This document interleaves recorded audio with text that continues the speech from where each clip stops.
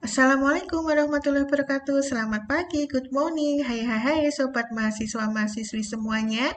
Dimanapun Anda berada, semoga hari ini menjadi hari yang membahagiakan buat Anda semuanya. Berjumpa dengan saya Isawati. Kali ini saya akan membagikan tips dalam proses penulisan skripsi. Hal ini berdasarkan pengalaman saya selama ini dalam membimbing skripsi mahasiswa. Ayo, siapa di antara Anda yang merasa selalu dikejar-kejar oleh sesuatu atau dikejar-kejar oleh seseorang? Ditanya calon istri, ditanya calon suami, ditanya calon mertua. Ayo, kapan skripsinya selesai? Gitu ya. Kalau sudah seperti itu rasanya pengen lari begitu ya, bahkan pengen terbang jauh gitu menghindari kata-kata itu.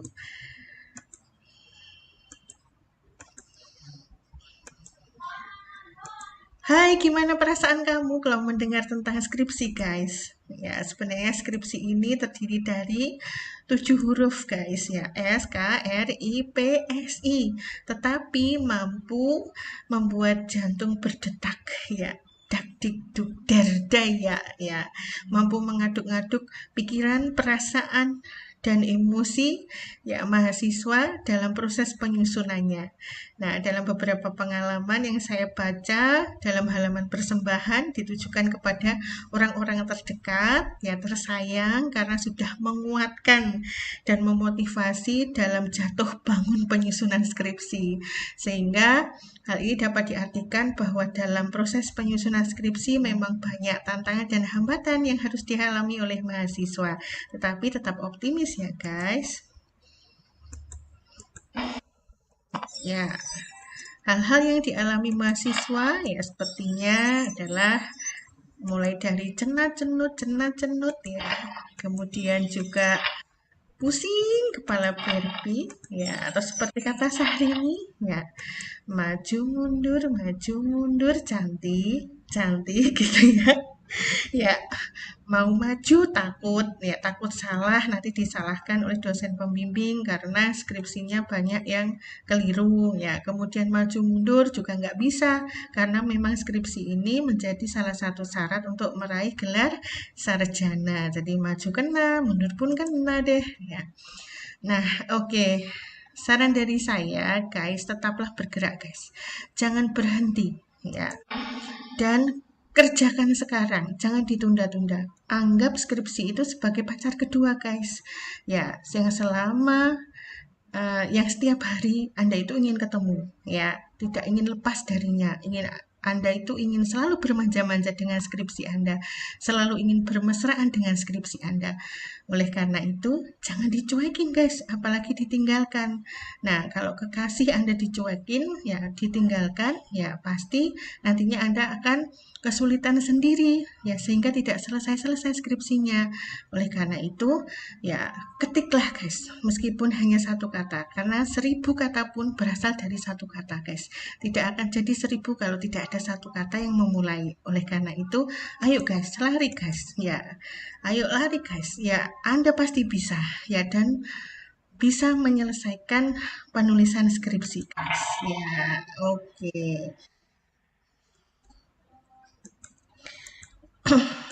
Oleh karena itu, ada beberapa tips mengerjakan skripsi ya tanpa harus bolak-balik ngajuin ke dosen pembimbingmu, guys. Ya, kasih tahu nggak ya? Pengen tahu atau tahu banget? Kasih tahu dong. Oke. Saran saya, guys, jangan anggap remeh atau nggak penting hal-hal yang terkait dengan tata aturan penulisan skripsi. So, selain substansinya, perhatikan juga teknik penulisannya ya, guys. Ya, meskipun substansinya kelihatannya menarik, gitu ya, tetapi kalau cara penyampaiannya, cara penulisannya banyak sekali yang kurang tepat. Tata bahasanya ngalor ngidul, teknik penulisannya tidak jelas, di mana titiknya, di mana komanya. Nah, itu pasti akan membuat dosen pembimbing Anda males membaca skripsinya, apalagi mengoreksi substansinya. Jadi akan banyak waktu yang tersita untuk mengoreksi teknik penulisannya ini ya dibanding dengan substansinya. Ya, meskipun pembimbing 1 tugasnya fokus masalah substansi, pembimbing 2 teknik penulisan, tetapi kalau teknik penulisan banyak yang kurang tepat, otomatis juga banyak waktu yang digunakan oleh dosen pembimbing baik 1 maupun 2 untuk mengoreksi teknik penulisan Anda. Oleh karena itu, perhatikan teknik penulisannya ya guys. Ibaratnya seperti Anda ya ingin mengungkapkan perasaan Anda. Ya, Anda mencintai seseorang itu substansinya. Tetapi bagaimana cara Anda mengungkapkannya itu adalah teknik penulisannya. Nah, coba bayangkan ya, coba perhatikan kalau misalkan Anda mengungkapkannya dengan tata bahasa yang baik. Otomatis substansi Anda mencintai seseorang itu juga tersampaikan dengan baik. Nah, misalkan hubungan kita tidak akan terasa indah sayang jika kita hubungan kita akan terasa indah sayang jika kita bisa saling menerima, bukan menuntut untuk sempurna. Nah, itu kan membuat seseorang yang kita cintai akan mengerti ya seperti apa hubungan yang akan dijalin. Nah, seperti itu ya. Meskipun Anda ya memang aku bukan pujangga yang pandai merangkai kata ya, tapi dalam penulisan skripsi tata bahasa Anda diusahakan yang bagus ya guys, teknik penulisannya juga bagus. Oke, tips yang pertama ya, baca buku pedoman skripsi guys ya. Sebelum Anda menulis skripsi, yang pertama adalah baca buku pedoman skripsi. Ya, selama ini pengalaman saya membimbing mahasiswa justru yang dibaca adalah skripsi kakak tingkat. Ya, padahal kakak tingkat belum tentu juga membaca buku pedoman. Ya, membaca bukunya kakak tingkatnya lagi. Padahal itu belum tentu benar, ya belum tentu tepat. Oleh karena itu, ya, baca buku pedoman skripsi. Ya, bagaimana tata tulis skripsi diperhatikan ya, guys. Misalnya bagaimana tata ketiknya. Ya, misalkan hurufnya harus Tamiyo Roman 12. Ya, Tamiyo Roman 12, jangan 10, jangan 11, jangan 9 gitu ya. Apalagi Arial, monotipe kursiva, dan sebagainya. Kemudian yang sering diremehkan juga penomoran halaman. Ya, di halaman bab itu ya, guys, itu di tengah bawah, sedangkan selanjutnya itu adalah di pojok kanan atas. Nah, itu yang sering diremehkan. Kemudian juga urutan penomoran ya guys, itu ada tingkat-tingkatnya ya guys, diperhatikan. Ya, tingkat pertama misalnya menggunakan angka Romawi besar, ya 1, 2. Tingkat kedua itu menggunakan huruf Latin besar, A besar, B besar gitu ya. Tingkat ketiga menggunakan angka Arab 1, 2. Tingkat keempat menggunakan huruf Latin kecil seperti A kecil, B kecil, dan seterusnya. Nah, itu juga diperhatikan. Misalnya keterangan tabel itu di atas tabel. Ya, keterangan gambar ya di bawah gambar. Nah, itu tolong juga diperhatikan. Kemudian penulisan sumber kutipan. Nah, selama ini yang sering keliru adalah sumber kutipan langsung pendek dan sumber kutipan langsung panjang. Nah, itu yang sering keliru mahasiswa ya. Nah, sumber kutipan meskipun nanti juga ada sumber kutipan tidak langsung, tetapi selama ini yang sering keliru adalah kutipan langsung panjang dan kutipan langsung pendek. Kutipan langsung pendek adalah kalimat yang dikutip kurang atau sama dengan 40 kata guys. Jadi kurang dari sama dengan 4 baris. Nah, cara penulisannya itu ditulis dalam teks dengan memberi tanda petik atau tanda kutip di awal maupun di akhir kutipan. Nah, sedangkan kutipan langsung panjang itu ya kalau lebih dari 40 kata atau lebih dari 4 baris. Nah, ditulis dalam paragraf tersendiri guys, yaitu 1 spasi ya, jangan 1,5 spasi.